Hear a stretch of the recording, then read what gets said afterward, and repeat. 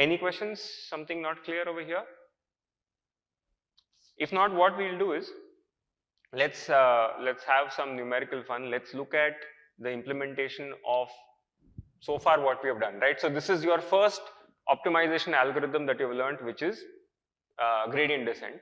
Now you are convinced also that it should work in theory, not just numerically, it should work in theory. Let's look at how we would code a simple implementation of it, and there might be some surprising things which you wouldn't expect. Okay, so let's fire up MATLAB over here. Okay.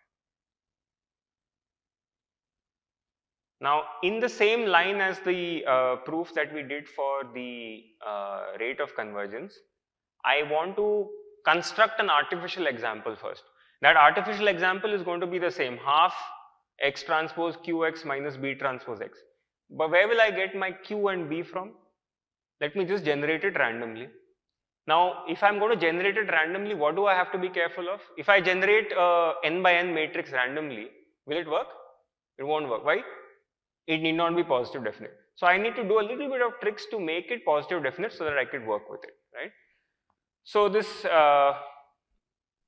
this line over here, RNG, is to initialize the random number generator. Yes, question? Even bigger, okay.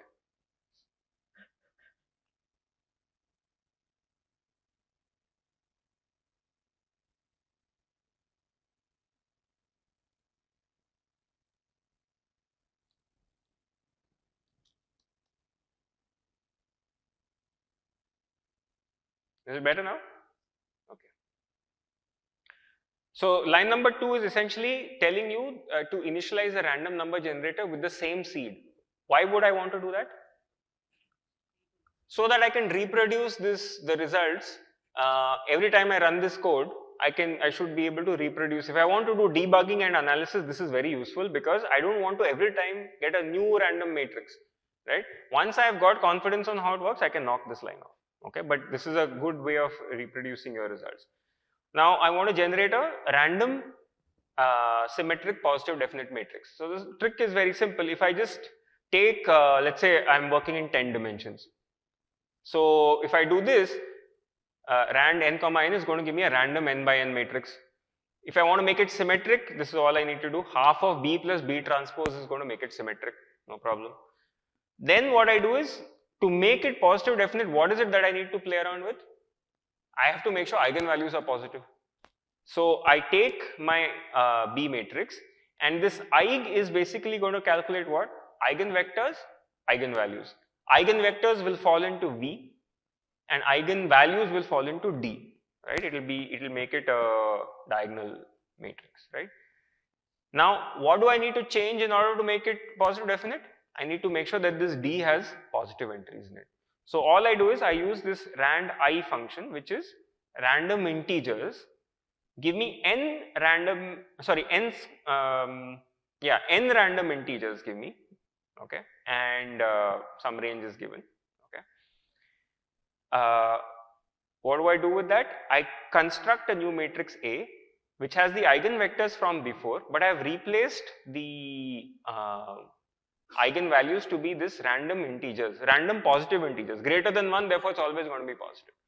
This is just one way of doing it. You could just manually put in the numbers, you could do whatever you want because we are constructing a synthetic example, right? So this is, so my A matrix, therefore, I've constructed its eigenvalue, I've used its eigenvalue decomposition to ensure that it is positive definite, okay.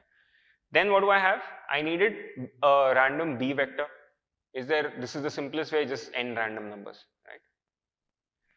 Now, here is a shorthand way of writing a function in MATLAB.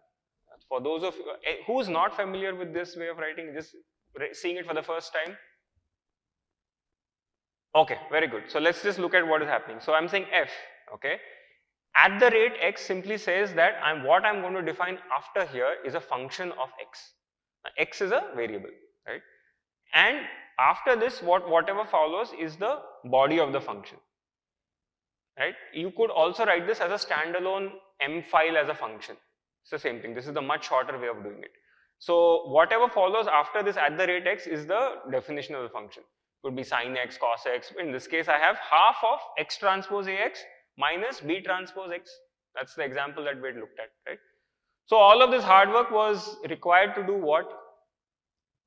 Just construct the cost function, okay? I can also explicitly write the gradient ax minus b. Is it a function of x? Yeah. Alright. So I have grad f.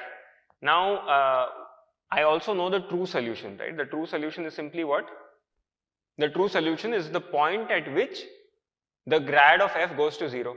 Grad of f goes to 0 means ax minus b equal to 0. Therefore, ax equal to b is the solution. X is a transpose b. I am calling it x underscore true just to make sure that I know what it is, right? Now, I pick a random starting point. x0 is my random starting point. What is it? N random numbers. So, start from anywhere in n dimensional space. Let's start from there, okay? Now, getting into a little bit more practical territory, I need to define how many iterations at max are permissible. So that's a variable which I call, let's say, max iteration. For example, I've set it 50, just for, could be whatever you want. And a tolerance is a threshold below which I'm going to declare success. So when the norm of grad f goes below this threshold, I'll say, okay, this is good enough for me. I may not get 0 on machine precision. If I get a small number, it's okay. I put 10 to the minus 6. If your application needs 10 to the minus 12, you define 10 to the minus 12. Okay? Yes? Why? Because I know it analytically. I could have used the gradient function to get it. I could have done it, right? In this case, because this is more like an illustrative example, I'm writing it. But I could have used the gradient, Hessian, all of those things. Now we want to solve this using gradient descent, and as we just now used, we'll use exact step size.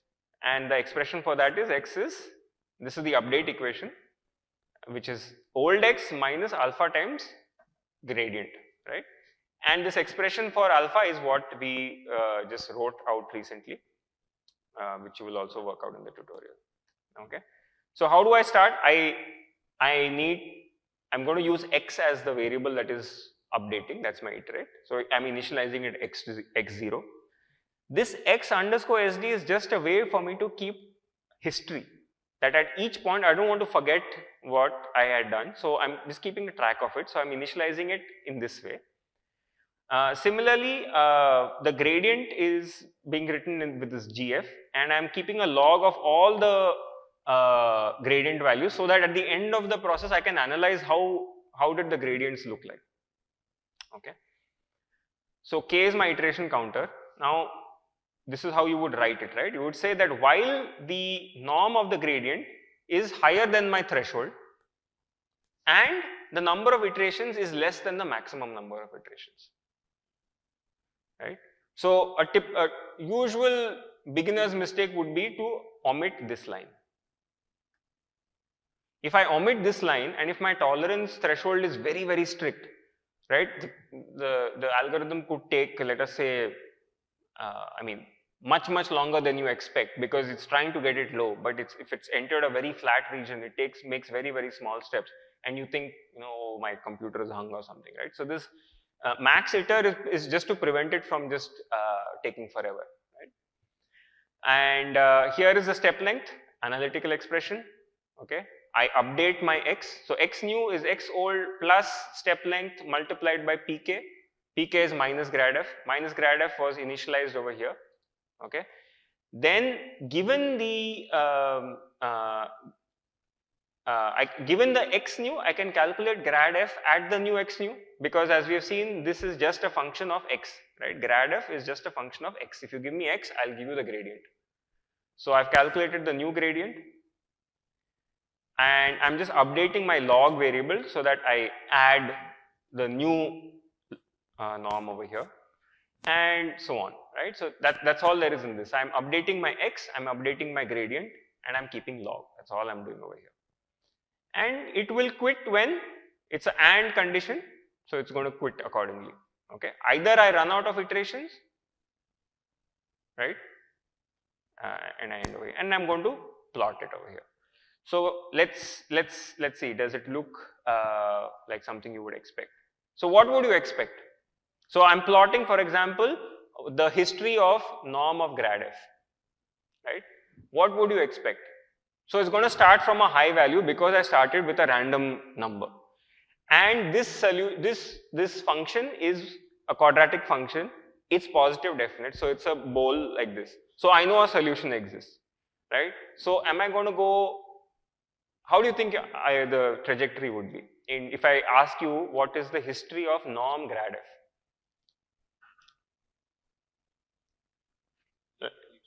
Okay, one student says it should just go linearly down. Any other guesses? Like a hyperbola. Okay. Okay, let's see what it looks like. Let's run this. It also spits out something over here.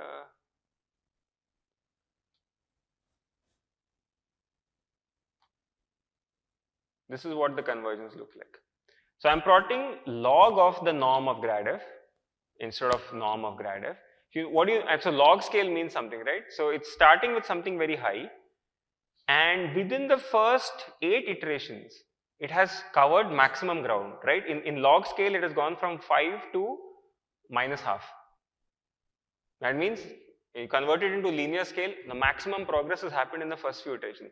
After the first few iterations, what is happening?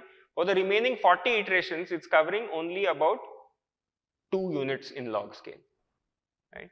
So this is something very typical of gradient descent. You make a lot of progress in the beginning, and then you kind of enter into a slow gradient zone. So if I had wanted 10 to the minus 12 and I didn't have a cap on the number of iterations, it would go on for a very, very long period of time, right? So this is one of the, if you want to call it a drawback or feature of gradient descent, it is this. So many times it's advantageous to just run gradient descent for a few iterations, get some improvement, and then if you have a facility to switch to a faster method, then switch into that. Okay.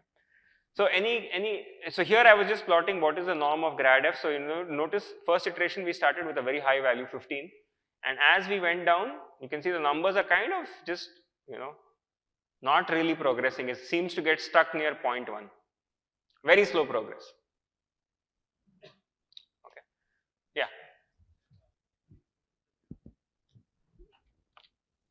Yeah.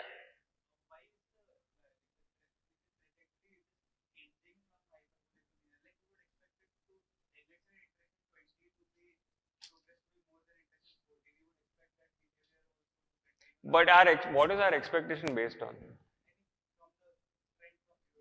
Correct. Yeah. So that's why I said that you should expect some surprises over here.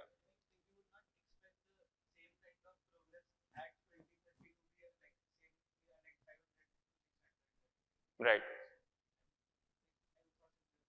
Correct. So I mean, this is one of the first surprises that you feel that you get when you look at this trajectory. That you see, if you in the log scale, actually it's clear. It's like a L shape. The first L is very sharp, and then after the kink, it is flat. So if I look at it in linear scale, it will actually look like almost like a hyperbola. Question?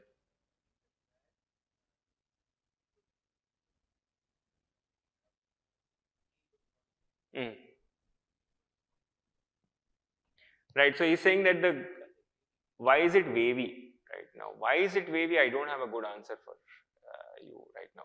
Okay. This kind of small oscillatory behavior is known and seen in many numerical methods. Remember, this is not function value. Function value will always decrease. This is plot of norm of gradient. This is exact line search because I put alpha analytically equal to the exact line search angle, right? So this is as kosher as gradient descent can get.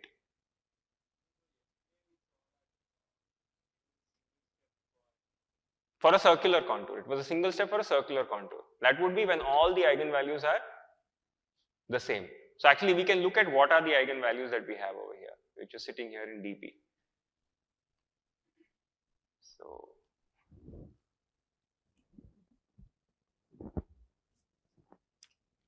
right, so these are my eigenvalues. Right, so remember lambda n minus lambda 1, that expression is going to be some ugly number over here. Yeah, in fact, 2 is the smallest, 100 is the biggest. So condition number is okay, not too bad. Okay. So those of you seeing this kind of code for the first time, anything's not very clear. This is kind of very standard ways of defining functions in shorthand rather than having to separately define M files for the function and looping it in this way. Yeah. Yeah, that is X star. Okay, so question is how good is the, so let's see. So what we could do is we could type in, for example, norm of, we started at x0 and we went to x true, right?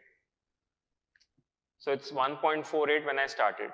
And when I ended, I think x should still contain the true solutions, I mean the final solution. So if I do x minus x, so that's how good it is in terms of as norms goes, right? So if I run it for more iterations, I can get even faster. Yeah. Pure quadratic convex.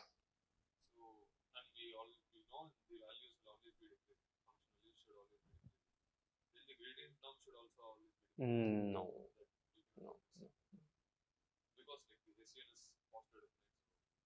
No, I don't think you can make that sense.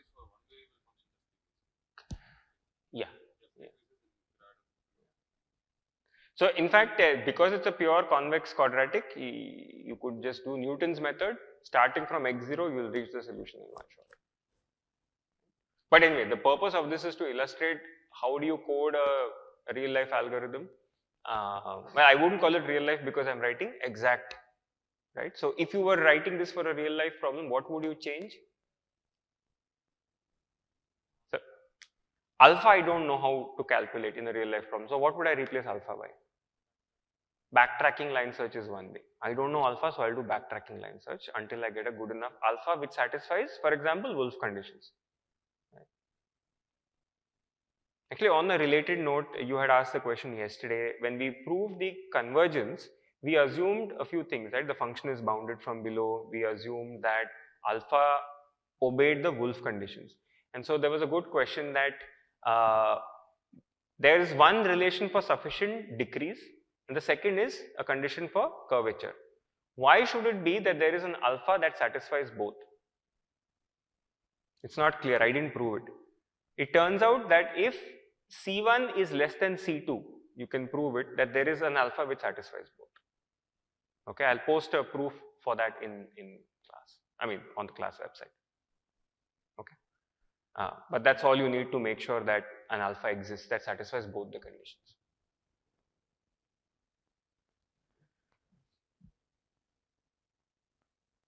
Any other questions? Convergence, MATLAB.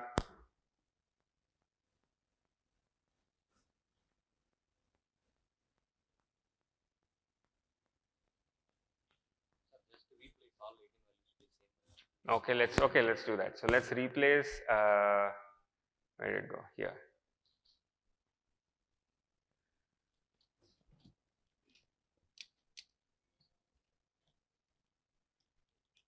Okay.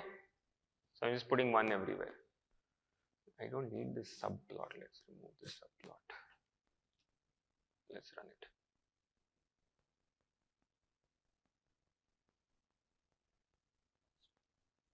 So notice something very different over here. Let's see if the other graph is still open. Is it open still?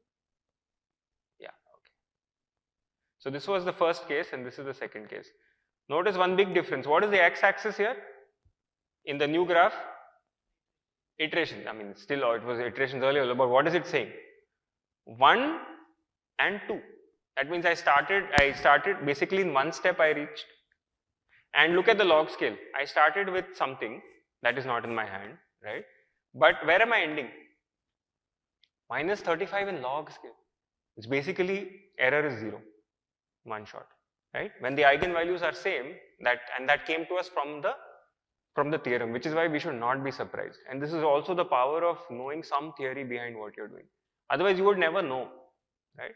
So, you can try to engineer ways by which your condition number is better.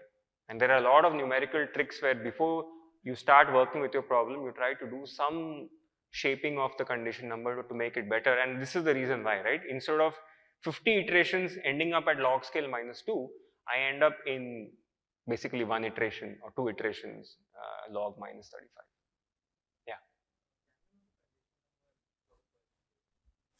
Can we know the, yes, very much. So let's, to know the condition number, it's quite simple. I just have to run this 1 second. Let's comment this, and here it comes. So MATLAB simply has this. Oh, sorry, it's A. 50. So for the tutorial problems also that you have, you can just use this MATLAB command to get the condition number.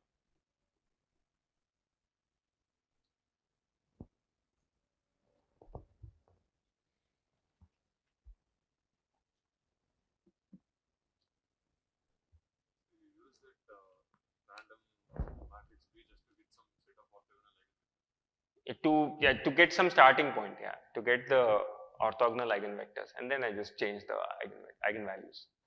I mean, there are various ways in which you can do this. If you wanted to, with this code, you could just modify it to plot. Actually, it won't be, you cannot visualize in 10 dimensions. Here we took n equal to 10. If you took n equal to 2, you could actually plot a trajectory of x0, x1, x2, x3 with dots. You will be able to see that 90-degree thing happening over there, zigzag. And as you vary your eigenvalues, you will see how stretched or whatever it is, and you can see the zigzag there or it go away, right? So you can use this code as a starting point to really understand many things. And just for fun, instead of making n equal to 10, make n is equal to 10 to the 6 and see how much time it takes. Okay.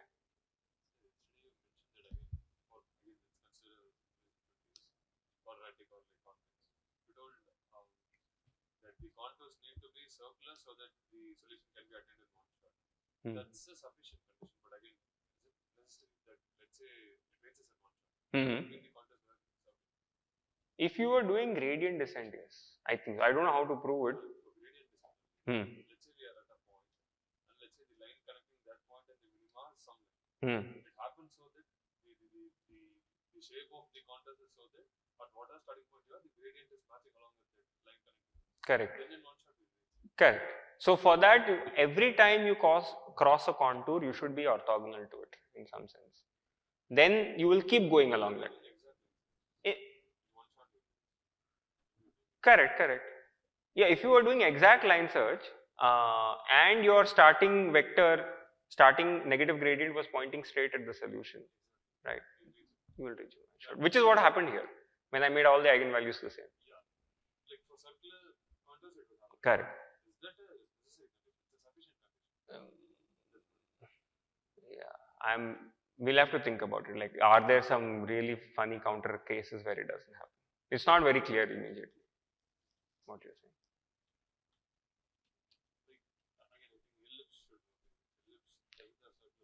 Correct. You can start at the 4 corners of it and you will reach in one shot, because your trajectory is always orthogonal to the contours. Right? The gradient and contour is initial gradient direction and contours are always perpendicular, so you just fall straight into the solution.